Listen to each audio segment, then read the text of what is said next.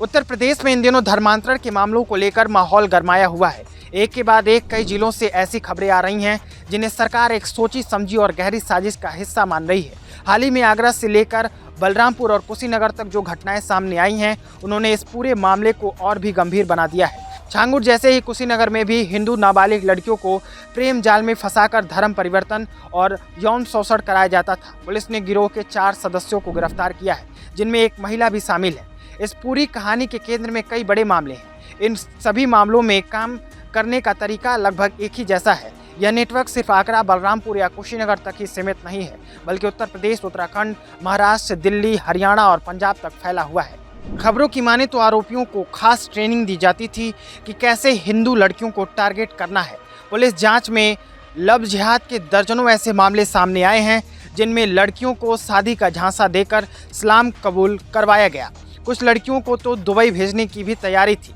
लड़कियों को फंसाने के लिए ये लोग इंस्टाग्राम, फेसबुक और स्नैपचैट जैसे सोशल मीडिया प्लेटफॉर्म का इस्तेमाल करते हैं। पहले दोस्ती करते हैं, फिर धीरे धीरे उन्हें बहला फुसलाकर कट्टरपंथी संगठनों के चंगुल में धकेल देते हैं। इस पूरे मामले पर मुख्यमंत्री योगी आदित्यनाथ ने बहुत सख्त रुख अपनाया। उन्होंने साफ कहा कि यह किसी भी कीमत पर स्वीकार नहीं किया जाएगा कि कोई हमारी बहन बेटियों की आस्था और पहचान से खिलवाड़ करने की हिम्मत करे।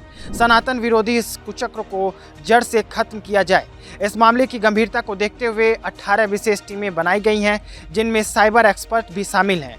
पुलिस की टीमें सीसीटीवी फुटेज, कॉल रिकॉर्डिंग और सोशल मीडिया एक्टिविटी की बारीकी से जांच कर रही है, ताकि इस नेटवर्क की हर कड़ी तक पहुंचा जा सके।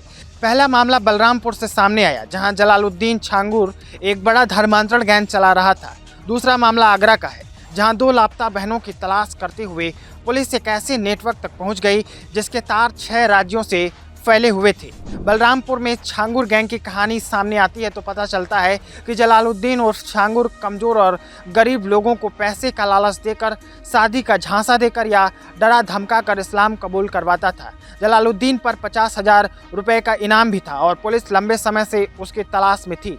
उत्तर प्रदेश के एंटी टेररिस्ट स्क्वाड यानी एटीएस अब इस मामले की जांच कर रही है। एटीएस यह भी पता लगाने की कोशिश कर रही है कि इस गैंग को पैसे कहां से मिल रहे थे और इन्होंने इन पैसों से कहां प्रॉपर्टी बनाई है। जलालुद्दीन और नसरीन को 5 जुलाई को गिरफ्तार किया गया था, जबकि गैंग के 2 और सदस्य पहले ही लखनऊ जेल में बंद है। इस मामले में सरकार की सख्ती का अंदाजा इसी बात से लगाया जा सकता है कि जलालुद्दीन और उसके साथियों की अवैध संपत्तियों पर बुलडोजर भी चलाया गया है।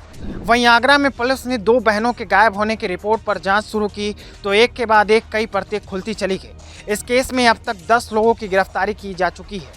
पुलिस के मुताबिक यह गैंग बहुत ही प्लान तरीके से काम कर रहा था। ये लोग हिंदू लड़कियों को प्यार के जाल में फंसाते थे, उन्हें पैसे का लालच देते थे या फिर डरा धमका कर उनका धर्म परिवर्तन के लिए मजबूर करते थे।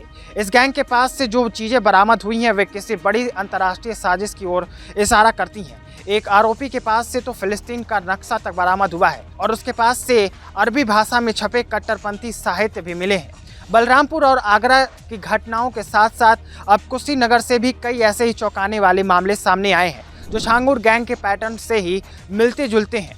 यहाँ पुलिस ने एक ऐसे संगठित गिरोह का भंडाफोड़ किया है जो हिंदू नाबालिग लड़कियों को प्रेम जाल में फंसाकर उनका धर्म परिवर्तन और यौन शोषण करता था। पुलिस ने गिरोह के 4 सदस्यों को गिरफ्तार किया है, जिनमें एक महिला भी शामिल है। कुशीनगर के पुलिस अधीक्षक ने मामले की जानकारी देते हुए बताया कि रामकोला थाना क्षेत्र के एक ही परिवार की 3 नाबालिग लड़कियों को निशाना बनाया गया। पहले गिरोह ने 2 लड़कियों को बहला फुसलाकर अगवा किया था, जिन्हें पुलिस ने मुंबई से बरामद किया। इसके बाद हाल ही में 11 जुलाई को उन्हीं में से एक 15 साल की लड़की को आरोपी अरमान अली और उसके साथी हमदम ने शादी का झांसा देकर फिर से भगा लिया। पुलिस ने तेजी से कार्रवाई करते हुए आरोपी अरमान को पकड़ा, जिसने कबूल किया कि वह लव जिहाद से जुड़े एक सक्रिय गिरोह का सदस्य है। पुलिस ने लड़कियों के मुस्लिम नामों के बनाए गए फर्जी आधार कार्ड, 7 सिम कार्ड, 3 फोन और 1 कार भी बरामद की है।